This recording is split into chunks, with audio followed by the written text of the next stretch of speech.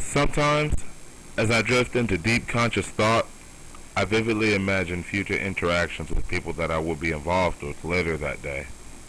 Plotting, almost convinced that whatever takes place will happen because I thought it would. I made it this way, so it is. And no, I do not find this odd, so don't judge me.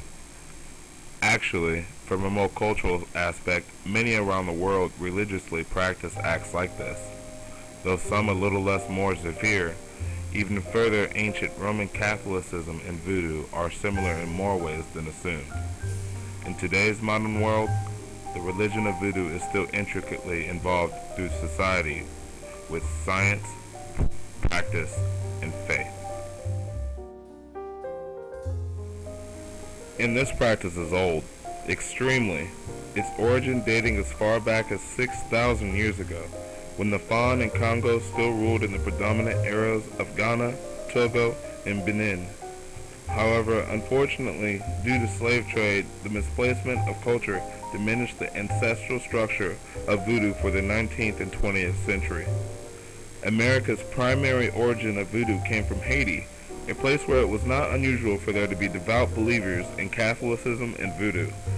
And as time passed, later in the time, those did not take too kindly to the practice of this religion, describing it as malicious, dark, foolish, primitive, dangerous, and violent, in which such emotions continue to exist to this day.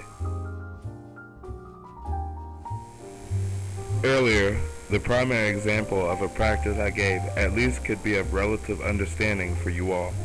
Yet there are some that you will have to hear me out on, because the prayers and ceremonies sent to Lua, or nations of spirits, are a lot more sacrificial.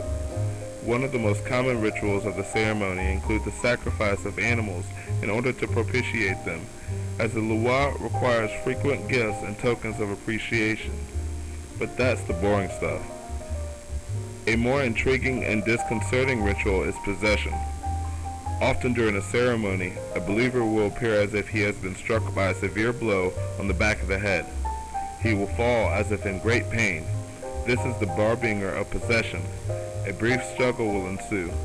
This represents the conflict between the visiting spirit and the human body. The person will writhe, contort his body, and shake uncontrollably. Then there will be calm.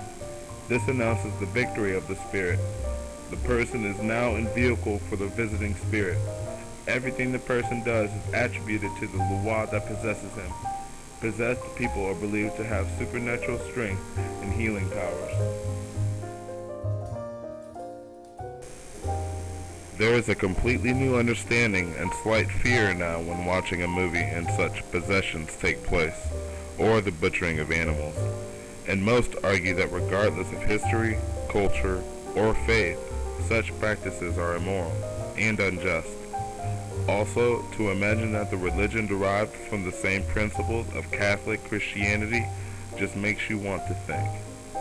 So maybe it is a little difficult not to judge. So let us rename my escapade earlier simply as daydreaming.